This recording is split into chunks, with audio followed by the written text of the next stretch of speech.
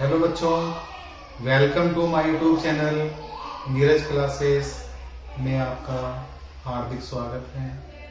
आज मैं आपके सामने 10th class Hindi UP board के एमसीक्यू बताने जा रहा हूँ, जो कि बोर्ड परीक्षा के लिए बहुत ही इम्पोर्टेंट है।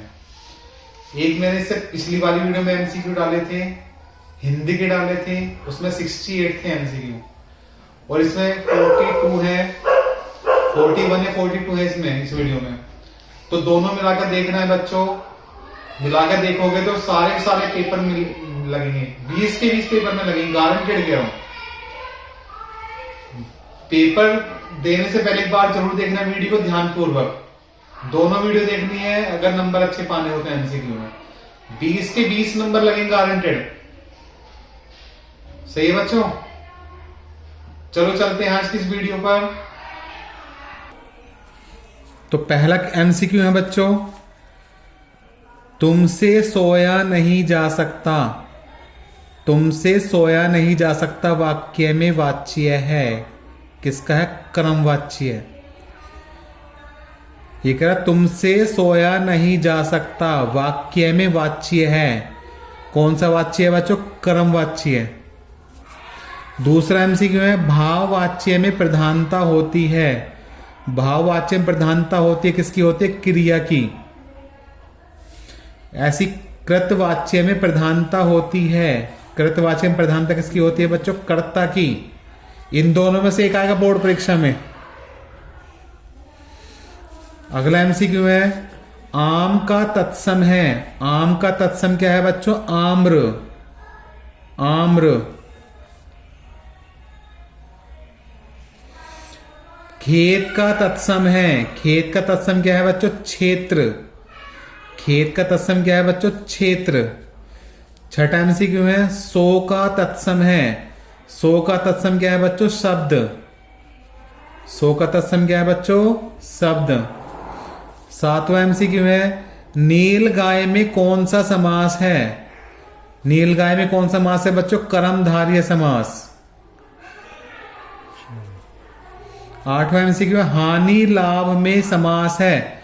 मैंने से पीछे वाली वीडियो में बताया था बच्चों समास भी, उसमें पहचान भी बताई थी। अगर बीच में ऐसे डैश करके आ रहा है, ऐसे करके डैश आ रहा है, हानि लाभ में बीच में डैश आ रहा है, तो हमारा द्वंद्व समास होगा। वो जिसके बीच में डैश आ रहा हो बच्चों, कौन समास होगा? द्वंद्व समास। इससे पिछली वाली वीडियो में बताया था मैंने ये चीज। नौवा है, त्रिवेणी में कौन समास है? त्रि मीन्स तीन। जिसमें संख्या प्रकट कर रहा हो। क्या प्रकट कर रहा हो बच्चों? संख्या प्रकट कर रहा हो। कौन समास है? द्विगु समास। 10वां एमसीक्यू है, निर्वेद स्थायी भाव है। निर्वेद स्थायी भाव किसका है? शांत रस का। 11वां एमसीक्यू है, रस के कितने अंग हैं? रस के कितने अंग है बच्चों? 4। 12वां एमसीक्यू है, रोला किस प्रकार का छंद है? रोला किस प्रकार का छंद है बच्चों? सम्मात्रिक। 13वां, रोला छंद में कुल कितने चरण होते हैं? रोला छंद में कुल कितने चरण होते हैं बच्चों? 4। 14वां एमसीक्यू है, भारत भारती की रचयिता कौन है? भारत भारती रचयिता कौन है बच्चों? मैथिली शरण गुप्त। 16वां, तुलसीदास द्वारा लिखा गया महाकाव्य। तुलसीदास द्वारा लिखा गया महाकाव्य क्या है बच्चों? रामचरितमानस। 17वां एमसीक्यू है, हिंदी का प्रथम महाकाव्य माना है। हिंदी का प्रथम महाकाव्य माना किसको माना है? पृथ्वीराज रासो को। अगला, हिंदी की प्रथम कहानी। हिंदी की प्रथम कहानी कौन सी बच्चों? इंदुमती। हिंदी की प्रथम कहानी कौन सी बच्चों? इंदुमती। 19वां है, हिंदी का प्रथम उपन्यास परीक्षा गुरु। 20वां एमसीक्यू है, हिंदी का प्रथम नाटक माना जाता है नहूस। हिंदी का प्रथम नाटक किसको मानते हैं? नहूस।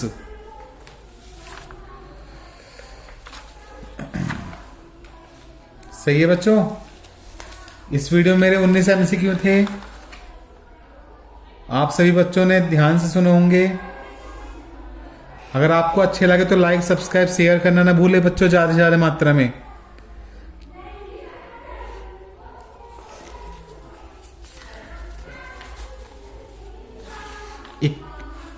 20वां MCQ है मेरी तिब्बत यात्रा। मेरी तिब्बत यात्रा कीर्ति है, किसकी है? राहुल साकृत्यायन की। अगला 22वां है क्या लिखूं किस विधा की रचना है? क्या लिखूं किस विधा की रचना? निबंध है बच्चों। क्या लिखूं किस विधा की रचना है बच्चों? क्या है ये? निबंध है। अगला MCQ है गुनाहों के देवता उपन्यास के लेखक हैं। गुनाहों के देवता उपन्यास के लेखक कौन है? धर्मवीर भारती। अगला है MCQ गबन उपन्यास है। गबन उपन्यास किसका है? प्रेमचंद का। किसका है बच्चों? प्रेमचंद का। अगला छायावादी युग के लेखक हैं। छायावादी युग के लेखक कौन है बच्चों? राम कुमार वर्मा। अगला MCQ है अजात शत्रु किस विधा की रचना है? अजात शत्रु किस विधा की रचना है बच्चों? नाटक। नाटक है ये। अगला MCQ है सूरज का सातवां घोड़ा। सूरज का सातवां घोड़ा किस विधा की रचना है?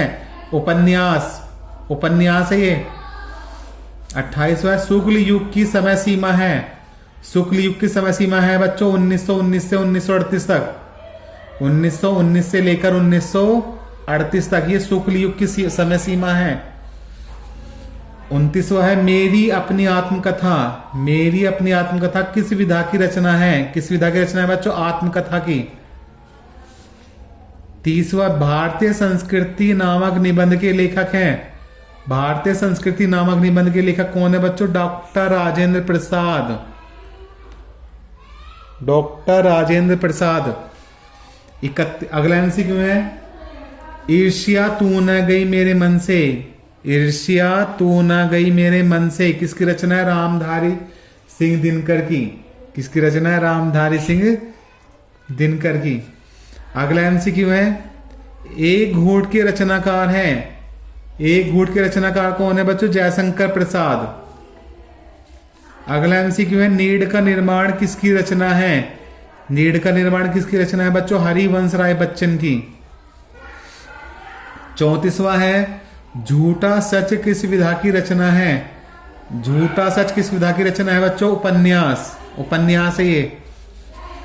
35वां ठलुआ क्लब।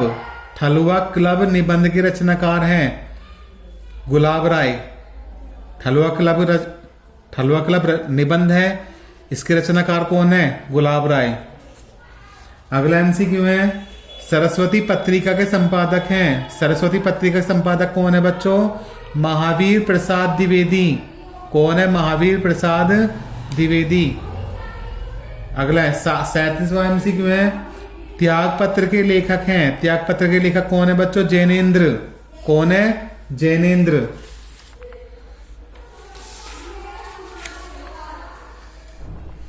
अगला MCQ है ललित ललाम के रचयिता कौन है? ललित ललाम के रचयिता कौन है? मतीराम। कौन है बच्चों? मतीराम। अगला MCQ है शुक्ल युग की काल अवधि है।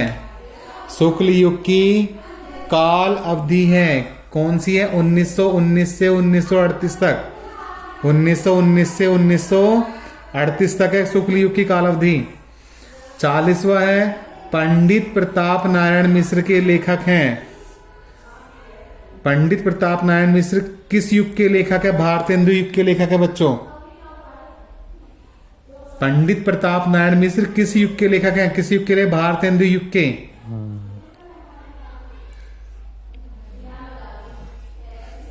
41वां उसने कहा था किस विधा की रचना है? उसने कहा था किस विधा की रचना है बच्चों? कहानी की। कहानी विधा है इसकी रचना है।